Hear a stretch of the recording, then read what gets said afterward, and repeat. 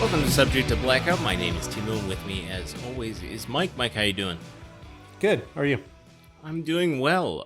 This past week, we decided that we were going to watch the Ryan Reynolds' latest release, The Adam Project, on Netflix.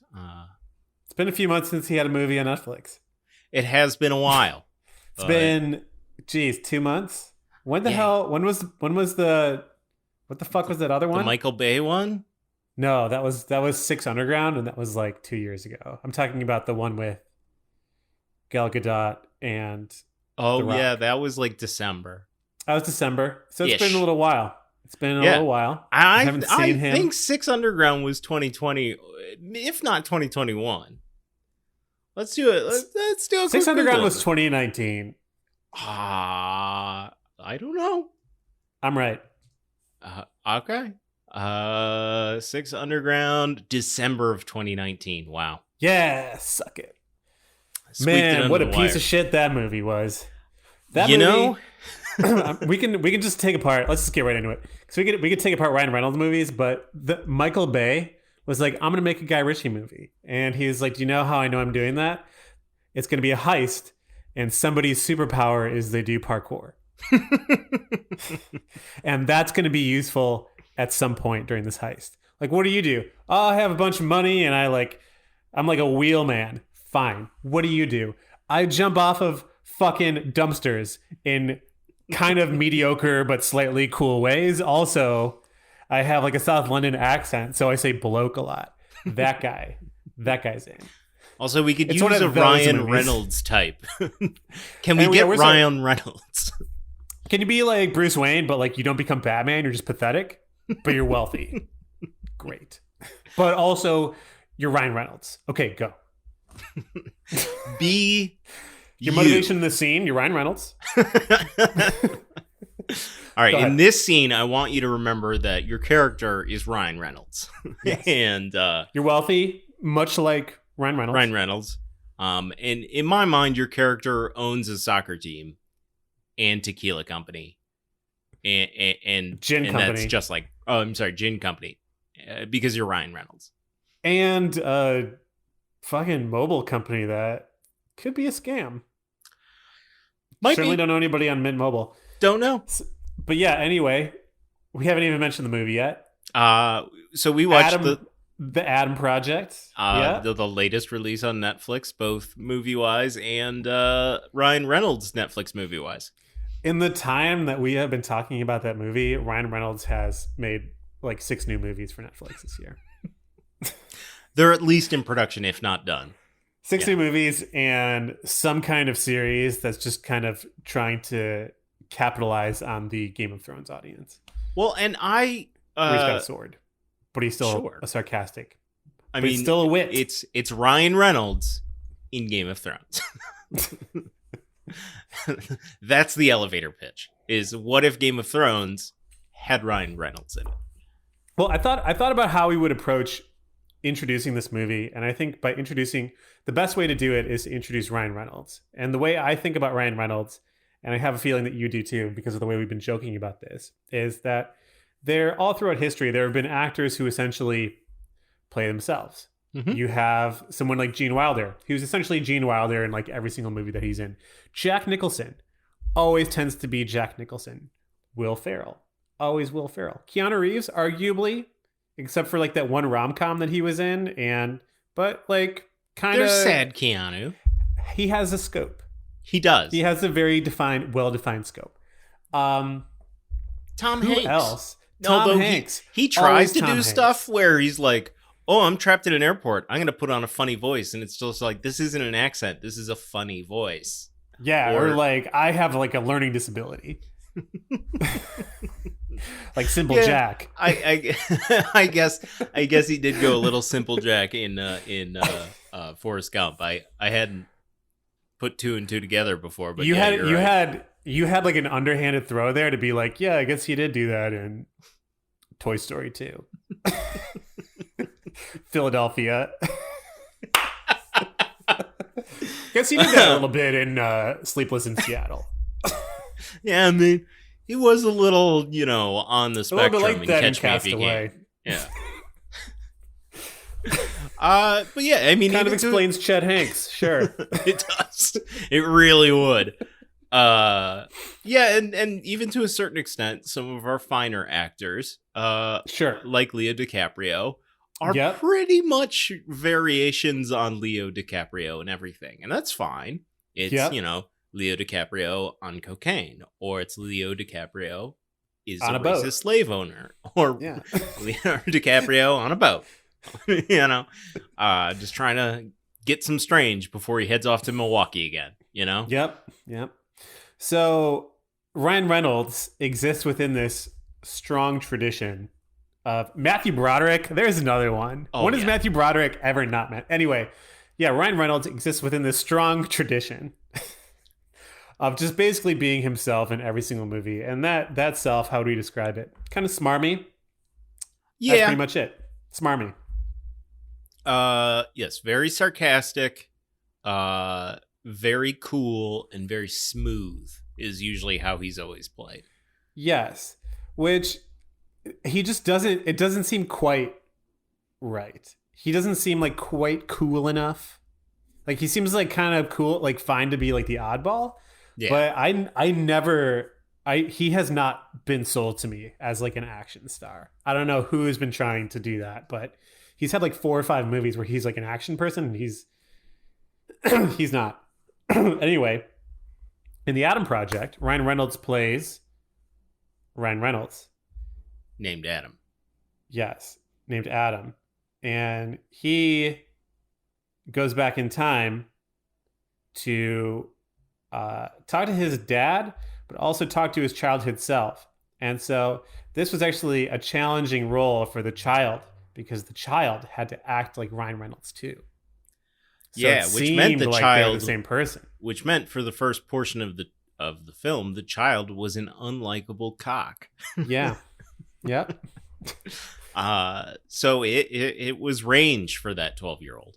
But yeah, we spoilers for something that happens like 5 minutes into the movie. We No get DeLorean. multiple versions of Ryan Reynolds, portrayed in part by Ryan Reynolds and technically 2 other kids, but really like the 8-year-old version is only in the movie for like a scene. Yep. And I don't even think he speaks. So we got Ryan Reynolds teaming up with a kid pretending to be Ryan Reynolds. Yes.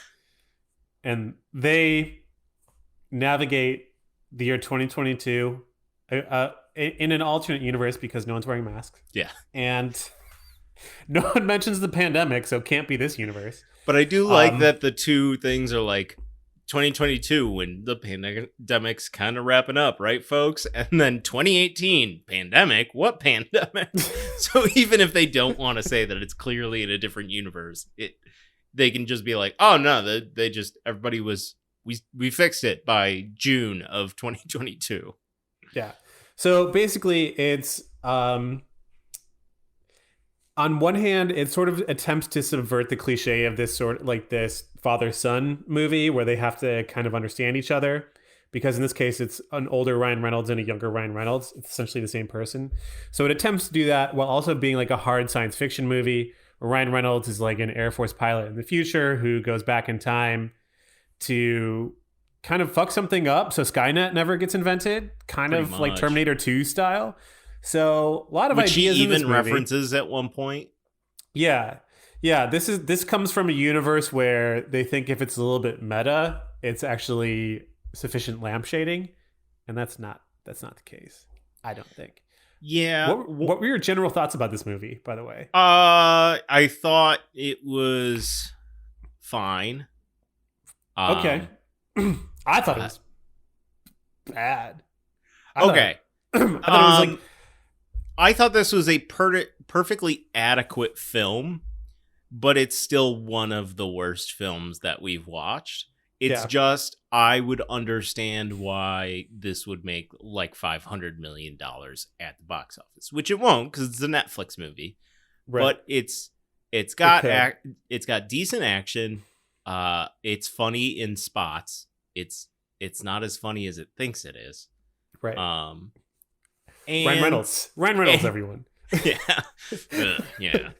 And it's got decent performances from some of the cast. I thought Mark Ryan Reynolds. Ruffalo was charming. Zoe Ryan Saldana Reynolds is was fine. good. Zoe Saldana's very good. I She's thought the always kid really was good. pretty good. Kid was pretty good. The Mark villain- Ruffalo in another getting typecast into multiverse time travel movies. Yeah, it's like, hey, Mark Ruffalo, do you want to play the Hulk, but he doesn't get angry? But you're boring. Yeah. You're a professor and you do time travel stuff and then you die. Sure, I'll do that. Yeah, that's another actor who most of the time Mark Ruffalo is playing variations of Mark Ruffalo. Yes. and yeah, he's in fact playing a variation of his Marvel character in this. That's true. Yeah. Yeah, but I didn't think it was awful. You know, I watched Free Guy, which did. actually hit movie theaters, but I saw it streaming. And I watched Free Guy a couple months back, and I thought that was a little bit You like better that. movie. Yeah. Someone then When I pitched this movie to you, do you remember I was like, you like Ryan Reynolds and stuff? Well, this is Ryan Reynolds and stuff. yeah, and it is. And it is. So So if you like that, you're going to love. Yeah, I mean, if you want to watch this is a Ryan perfect Reynolds movie movie. to throw on while you're making dinner, eating dinner, and cleaning up the dishes. In part because one of my favorite things about this movie is it is an hour 45. You are in and fucking out. Yeah, that is nice, right? It's kind of classic. Yeah, there was It's not like there a was 3-hour movie. no Yeah, real that was fat great. on those bones. It was Nope. it was pretty easy to digest. So when it did get boring and there was a lot of Ryan Reynolds in some scenes. A lot of Ryan. You didn't have to wait too long for something else to change because this movie had a forward momentum that said we're gonna get some shit done. That's And right. they do. Yeah. So I So there- appreciated that. I mean, Ryan Reynolds is always somebody who, in addition to being smarmy, will have like a handful of like, kind of lightweight emotional scenes. And in this movie, those are kind of like about his. It kind of gets complicated when they meet his father, but his strained relationship with his late father, at least Mhm. in his timeline. So there's some like emotions about that, and there's also some like kind of emotions about how he developed into an adult during his teenage years and like things he would have done differently, and obviously having his childhood self there to kind of like bandy these ideas back and forth is like kind of interesting, I guess. Mhm. It never gets too deep. It No. gets like simply deep enough that there's kind of like a break between action sequences, which is, good. You don't want something that's kind of Yeah. like You need that for hardcore pacing. right. You need it for pacing. So the pacing is good. I also like what you said, lightweight emotional scenes, and I kind of Yeah. agree with that on the stuff with Mark Ruffalo. It feels Yeah. very sort of surfacey, like you weren't Yep. there, Dad. But I think the bar scene where his mom walks in and sits down at the bar across from him, basically, Jennifer Garner, who did also fine. very good. I'm Not not around her for that biggest long. fan, but Yeah. Why? I thought that scene was very What ruined good. Jennifer Garner for you? Her face. I don't like how her face moves. I don't know. It's something about her mouth or something. I don't know. I can't put my finger on it, but it's her face, and Like she she's can't do Luke anything. Skywalker, and does she give you the uncanny valley? No, she's not as bad as Joan Cusack, who I can't watch a movie with her in it because I hate how her face moves. Yeah, I just don't like her face. You have sensory issues specifically with Joan Cusack. Yeah, and John Cusack gives me a little bit of that too. The Cusacks They're related. Their faces, They look similar. Yeah. they do, and they do Yeah. these weird expressions with their mouths, and I don't like them. And John doesn't do it nearly as much as Joan does, and to a lesser extent, Jennifer Garner has that problem for me. But she puts in a decent performance, and I thought the little bar scene where he kind of reaches out and basically kind of hints to his mom, like, "Hey, I'm your son," which should make no sense to her, but the movie Right. kind of makes you feel like she picks up on that. Yeah, it was weird. I I was kind of wondering and not hoping, but kind of hoping they would like have the mom be sexually attracted to 45-year-old Ryan I was Reynolds. wondering about that because because I'm going. There was a back moment to, there where is she gonna like fall in love with her son? Is this gonna be Back to the Future? exactly like the whole movie. You're kind of like, where are they trying to place this in like time travel traditions? Like, Yeah. is this going to be Terminator? Is it going to be like Infinity War, some kind of multiverse thing? Is it going to be Back to the Future? And you can see that they kind of like play with and almost kind of like hint to the audience that they were thinking about it a couple times. Yeah, which was kind of interesting. I did wonder if they were going to go the Back to the Future route as well. But this does seem squarely in the Terminator 2 kind of arena, both in terms of time travel rules and also in kind of like the main kind of plot line. Well, and one of the things that I have noticed recently is there's been a decent amount of time travel stories that I've seen over the past few years. Yeah. And it seems like I even watched that shitty like there's a war in the future and so they recruit everybody in the past, Ooh, I don't know about that one. It was like a Netflix movie. Or Amazon movie. It starred Mario. What's his bucket? Chris Pratt? Yes. It starred Chris Pratt and was on Amazon Prime. I don't even remember what it was called. It was not good. But they, like, all of these time travel movies have their own, like, internal mechanisms for how time travel works in their version. Right. And I'm kind of getting sick of that. Right. Like, I just want someone to be like, no, it works exactly like it does in Back to the Future. And then I don't have to think about it anymore. But instead, every time it's like, well, no, it's not like that. And then they spend 5 minutes explaining how it's slightly different from a different movie that you know and love. And it's like, great Scott. Like, just pick one of the 8 versions of time travel that we already know about and just go with that one. You don't have to do your own version every single fucking time. But whatever. That was a slight annoyance. But again, the movie is moving at such a pace where it didn't bog down and annoy me for long, because again, the movie is just like, no, we're blowing past this. When you die, you turn into sparkles and you go away. Yeah, okay? That's a good glass half full kind of a perspective on it. Did you see that John Krasinski on Twitter said that the movie brought him to tears? And I was like, all right, man, somebody wants to be in the next Ryan Reynolds movie, I guess. I mean, maybe. Or like maybe he's just got like mom or dad issues. Like probably dad and a younger version of himself. What if John Krasinski came back from the future? There, John Krasinski's younger self is Ryan Reynolds. I would watch that. That's where he came from. So did you know that this movie was it seems like one of those Netflix movies that was just sort of like somebody saw a script and they threw Ryan Reynolds in it and then they made it slightly different and then they released it like a year later. Now the dude that directed this did some other project also with Ryan Reynolds, right? He's done many and will continue to do many. So he also directed Free Guy with Ryan Reynolds. Yeah. And he's got a bit of a history for movies of this sort of scope and audience.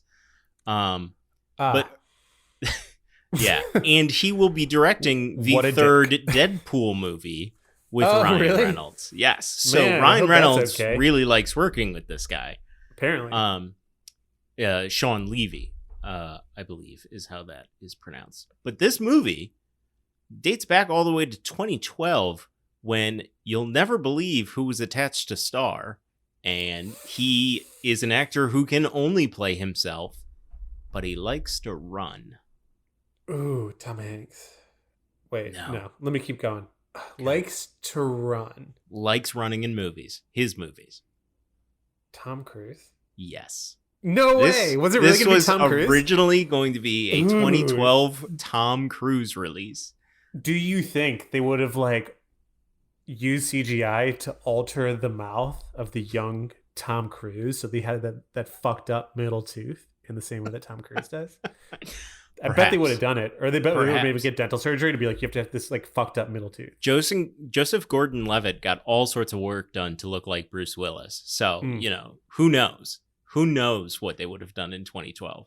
Wow, someone would have had to be child Tom Cruise. No, child Tom Cruise would have been played by Tom Cruise, and then they would have taken a version and made him taller and made that the adult Tom Cruise. Right. It would have been a Klump situation. He also would have played his own mom and father.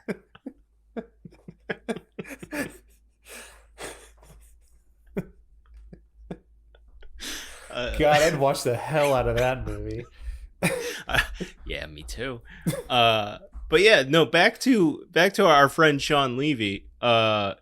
He is also known for Big Fat Liar, Cheaper by the Dozen, Night at the Museum, I think that whole series, Real Steel.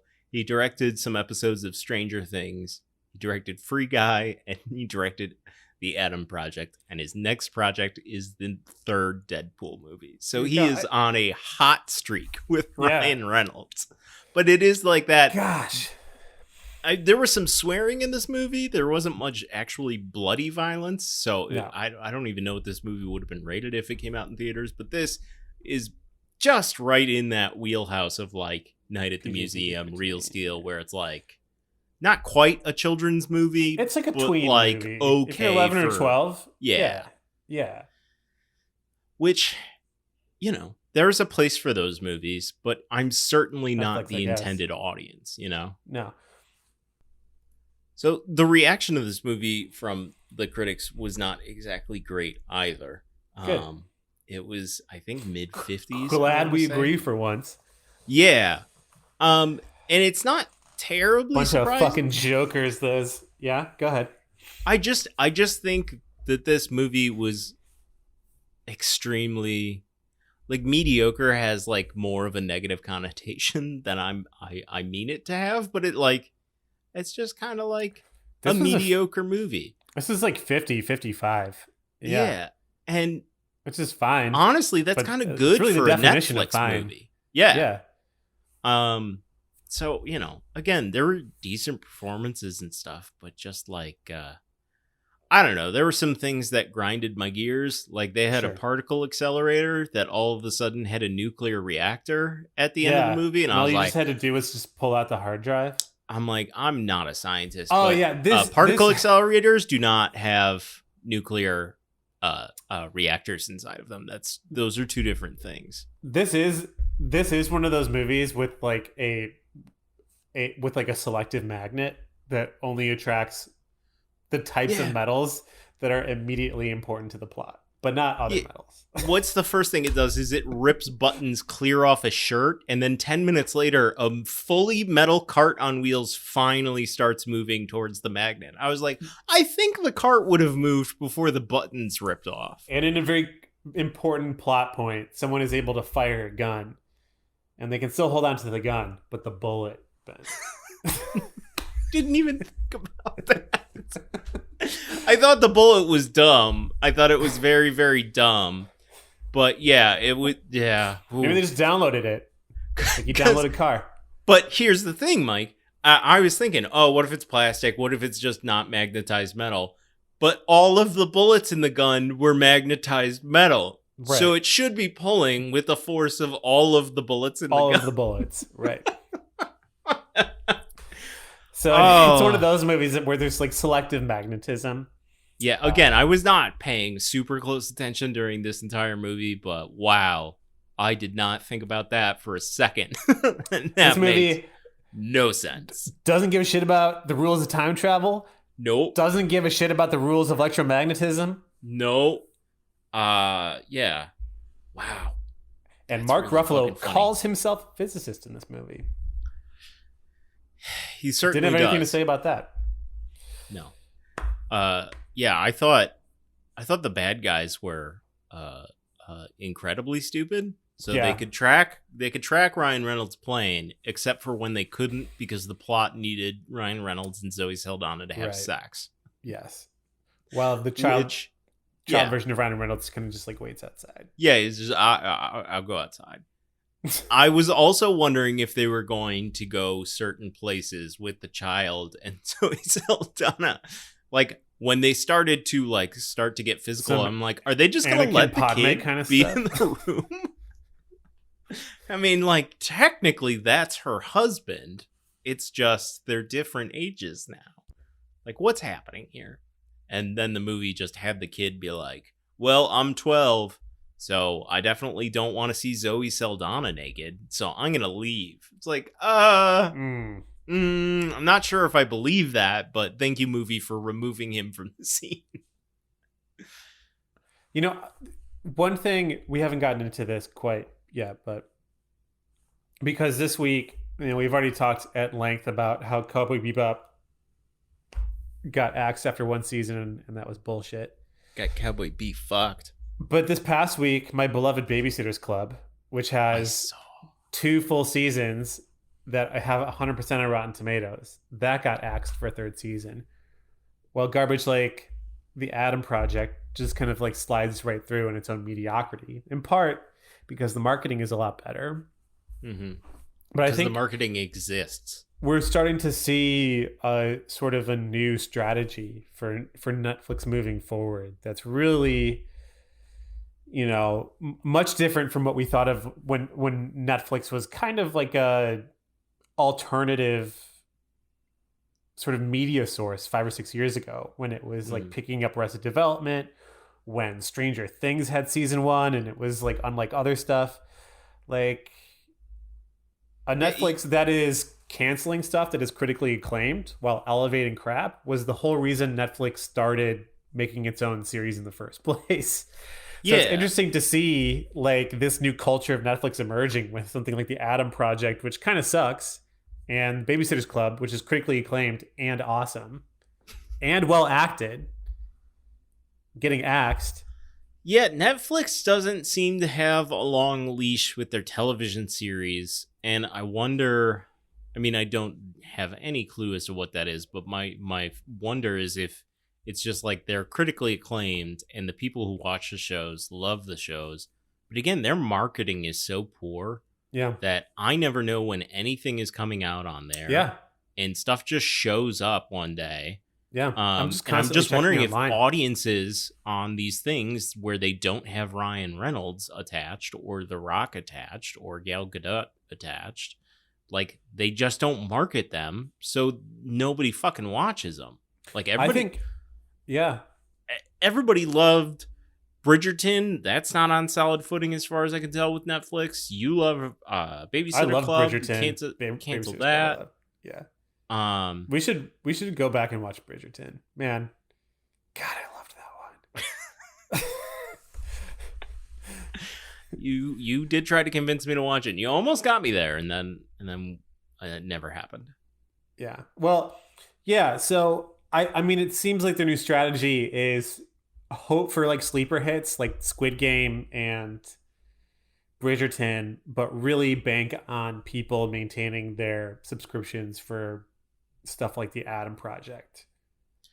Yeah. And for the old IP that they can still hold on to, which is becoming less and less these days. Netflix is becoming one of my least favorite subscription services to go look at because me too. I have a hard time finding things that I know are on there. Yeah. I never know what's coming out, and it's just the movies that they have released aside from what was the Alfonso Cuarón film? Did we watch it? No, but it won an Oscar for Best Picture. Oh gosh. It was about like a middle class Mexican family or something. I don't Encanto. It was not Encanto. Alfonso Cuarón. Roma. Huh. Yeah, Roma won. Is that on Oscar. Netflix? That was a Netflix release. Gosh, all right.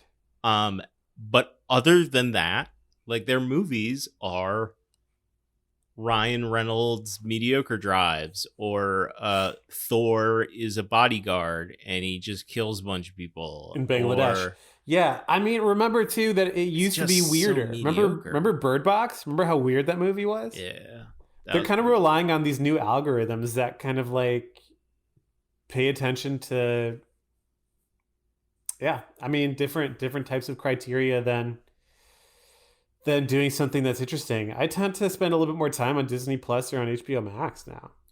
Yeah, I really like HBO Max output, but that is in part because they're doing still a lot of movie releases day and date that it comes out in theaters, which is always going to attract me. But also, I've really enjoyed delving into Apple because it feels curated in a way that not a lot of these services feel. Like Hulu will pick up a show that airs in Canada and call it a Hulu exclusive, or they'll have some FX shows, or they'll, sign a series for, Comedian or whatever.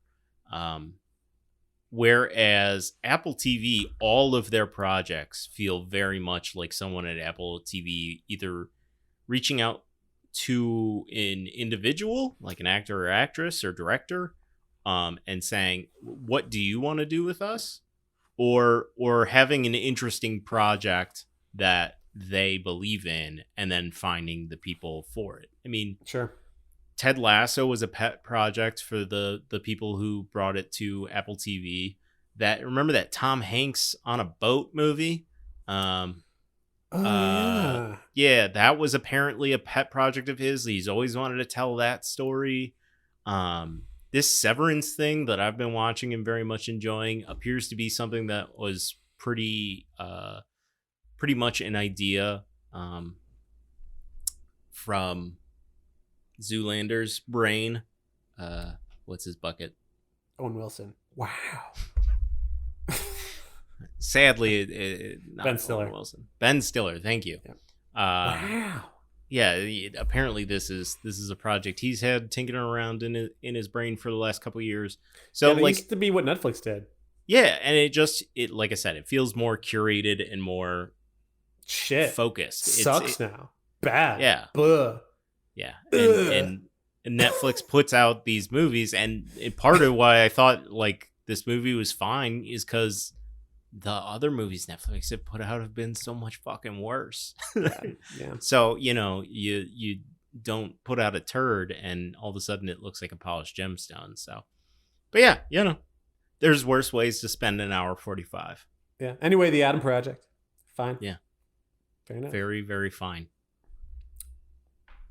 All right, Mike, why don't we take a quick little break there and get back to talking about some other stuff from this past week.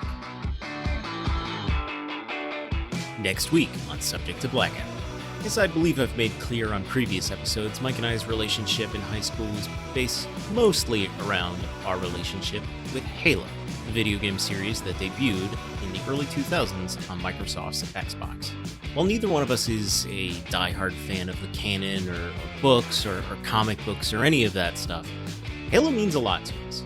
And the fact that we're willing to subscribe to Paramount Plus just to watch this series should say a good deal about our, let's say, hopefulness for this series. There's a lot about the Halo story that should be easily translatable to a television series, but the track record with video game, movies, and television shows is just not great. So won't you join us next week as Mike and I try and see what the first episode of Halo on Paramount Plus has to offer. All right, Mike, we are back. And first of all, I'd like to talk about something. We went and saw another concert, Mike. We did. This past Friday, we saw the band Seat Headrest at the Vic in Chicago. And our last concert experience was... not that great. No. So coming back... we got drunk to try and make it good, and it didn't get better. It didn't work. It was underwhelming. Yes. But from the moment I got to the Vic on Friday until the moment I left, I really enjoyed what we saw. I was very impressed with the highly coordinated visuals that we were shown, and by the performance in general. It was What were loud. your It was thoughts? fun. It was fun. Yeah, it was a Into fun it. concert. Yeah, fun. Um, Haven't done that in a while. no, but one of the things, and I'd Man, like to point thank it out God again. Russia invaded Ukraine and ended this pandemic. Yeah, otherwise, this concert could have been up in the air. Yeah. But yeah, no, I think what I really like is that the EDM move of the featured artist not really doing anything on stage other than like Being a pressing hype some man. buttons and playing with their laptops turned them into visual spectacle makers. Yeah, no, I I think that's clearly starting to trickle down into just rock concerts. This was a rock concert with like an EDM type experience. I think, yeah, I mean, I think there's a lot of different ways to do crowd engagement. And I think sometimes crowds will work harder when they can't, when there's not just when there's like wild shit going on stage, but when they feel a little bit more separated. And in that case, having like a lead singer whose face is covered up actually sometimes makes people work a little bit harder. Even sunglasses can do it, but yeah. Yeah, I mean, I have seen Car Seat Headrest before, probably 5 or 6 years ago, playing at the Empty Bottle, which is a very, very small venue. And he did not have any masks or light show. It was just a rock concert, and he was just on stage wearing normal ass clothes, singing without a mask on. So in a lot of the press photos for this tour, he was wearing the outfit he ended up wearing on stage, and I wasn't sure if he would, just because that is not the experience that I had last time I saw him. But yeah, he came out with like a full gas mask looking thing where the eyes were completely LEDs, and yeah, like a bright orange jumpsuit, which he eventually took off because he had to have been hot as fuck in that thing. Right. But yeah, I thought that was a really great experience. Has there been anything in this past week that you have been watching or listening to or, reading?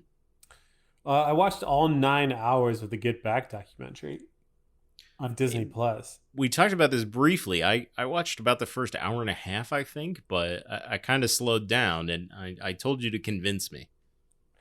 I think I'm, as somebody who knows the Beatles deeply, not just their entire published catalog, but a lot of their kind of like bootlegs and B-sides and all those sorts of things, and like has a fairly deep knowledge of the development of the band and the people who were involved behind the scenes, like George Martin, and then also like has some knowledge of like the different like personalities and the dissolution of the Beatles. This actually like totally changed my perspective on the whole band. So what we know about the Beatles and the Beatles breaking up is really based on this one documentary from 1970 that showcased the process the Beatles went through to prepare for their final live concert that took place on this rooftop in London. And that whole documentary is people like being pissed off at Yoko and like kind of like fighting with each other. So you had this impression that the end of the Beatles was really like fraught, and by the time they do this rooftop concert, they just like can't stand to be in the same place with one another. So it was like a huge challenge for them to even kind of like get 5 or 6 songs out. So that documentary was built from 150 hours of footage that Peter Jackson was like, let's go back, pull together the relevant stuff to actually tell the whole story. So they pulled together 9 hours that really showcases their creative process, and also showcases like a fairly professional group of people who are simply kind of growing in different directions. You know, they're all in their late 20s, and they all have like different sort of political ideologies and different musical ideas. And like at various points in the documentary, people are like, I'm thinking about going to do my solo album, and everyone's like, yeah, go to your solo album. You know, so it's a very different perspective on the band, and it totally changes the whole idea of like the Yoko. Like there really is no Yoko. But it's also, Yeah, I mean, Yeah. From what I saw, it's like super weird that she's sitting there next to It's weird. the other four members of the band, but they're all cool with it. They're all cool with it. And she's also throughout the documentary like very friendly with the other members and friendly with the staff and and everyone's spouses. She's like in no way kind of like alienated from anyone, and she's in no way alienating herself either. It was all like pretty normal. I mean, Yeah, everyone else was bringing in their spouses as well. Like later on, you didn't see this part, but the future Linda McCartney, and her daughter, who Paul would adopt, like spend a morning in that studio. So, well, and I like that part. I actually did see that part. I don't know, isolated or if it was just sort of where I sort of wrapped up, but Linda shows up, and just like everybody else, all she can do is be like, "Oh, Ringo's so great. Everybody loves Ringo." Love Ringo. And like the entire the parts that I watched, like sometimes Paul would come in a pissy mood, or John would just be like off fucking around and not being helpful, pissing everybody else off. And George would just be fed up with everyone and just hate. And then Ringo's just sit there. Hi, like, I'm Ringo. Whenever you guys are ready, I'm good to go. Yeah. And like everybody's in his cool own with little Ringo. world there as a drummer. Yeah. Yeah, everybody's cool with Ringo. No one's ever mad at Ringo. Everyone loves Ringo. And he's just like, when you guys are done fucking around, like I'd love to lay down a drum track, but otherwise I'll just sit here for 12 hours listening to you talk about like the India trip that I apparently didn't care for. Yes. So yeah, I recommend it. I mean, it's interesting as like a music documentary, because it's not curated and narrated by the main characters as like a normal documentary would be. It's all kind of like archival footage of them developing different songs. So it's kind of like a different type of documentary, but it's one of the more interesting musical documentaries I've ever seen. As like a new perspective on Beatles history and Beatles lore. It's actually really cool. But if you like Peter Jackson's They Shall Not Grow Old, which was also Peter Jackson going back and putting together a documentary out of like archival footage, the same spirit is alive here, and it has the same liveliness in its pacing and accessibility that movie did as well. Yeah, what I did like was you very much did feel like a fly on the wall. You did feel like you were getting the experience of being there at the time. I will probably revisit the whole thing. I was a giant Beatles fan when I was younger, and obviously still love and appreciate their work, but for whatever reason when it came out, I wasn't getting into it. So sure, maybe at some point in the future get back in and finish that thing off. But yeah, it was it's to it. You're right. Because it's the name of the documentary. What is? Get Back. But it was a pun. I don't know what that means. Okay. You're gonna have to explain that after the pod's over. Not right now. No, we don't have the time for it. We just don't have the time for it. Meanwhile, the only stuff I've been, work's getting a little busy. That's why we took the week off last week. Only other stuff I've really been watching were Severance, which I'm actually an episode behind on because I haven't watched it yet this weekend, and Winning Time, the Lakers show on HBO, which 2 episodes in. How is that? It's called a black comedy.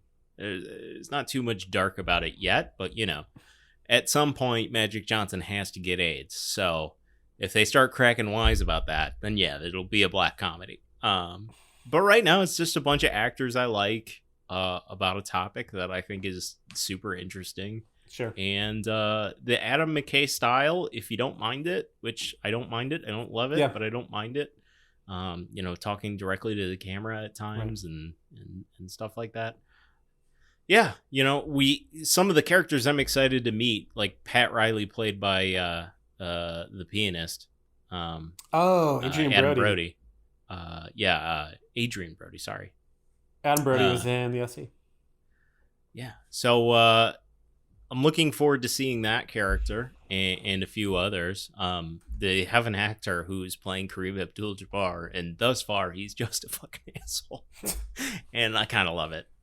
It's really great. But yeah, no, I'm looking forward to more of both of those series. And then next week, Halo starts up. And